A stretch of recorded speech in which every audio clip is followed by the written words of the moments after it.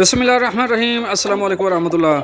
آپ دیکھ رہے ہیں UAE اردو نیوز اور میں ہوں ستار لغاری۔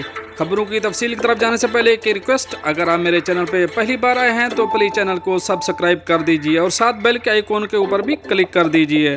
اب چلتے ہیں خبروں کی تفصیل کی طرف۔ دبئی ہائی وے پر افسوسناک واقعہ، ایک طالب علم کی جان گئی اور 11 زخمی ہو گئے۔ اب اس خبر کی تفصیل آپ سے شیئر کریں گے۔ متحدہ عرب امارات میں دبئی ہائی وے پر ٹریفک حادثے میں ایک طالب علم کی جان گئی اور ڈرائیور سمیت 11 افراد زخمی ہوئے۔ حادثہ اس قدر شدید تھا کہ گاڑی بیریئر سے ٹکرا کر شارع حتیٰ الطباب کے کنارے ریتلے ایریا میں الٹ گئی۔ ابتدائی تحقیقات میں بتایا گیا ہے کہ حادثہ تیز رفتاری اور ڈرائیور کی لاپرواہی کی وجہ سے پیش آیا۔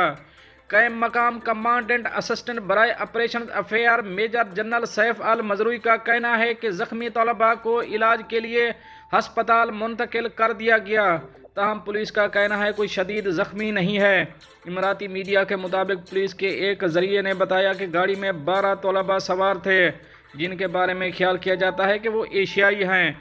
امارات میں گاڑی میں مسافروں کی حد کی خلاف ورزی قابل سزا جرم ہے۔ دوستو، یہ تو تھی ایک اہم اپڈیٹ جو آپ دوستوں سے شیئر کری ہے۔ ملتے ہیں نیکسٹ اپڈیٹ کے ساتھ نیکسٹ ویڈیو میں، تب تک کے لیے اللہ حافظ۔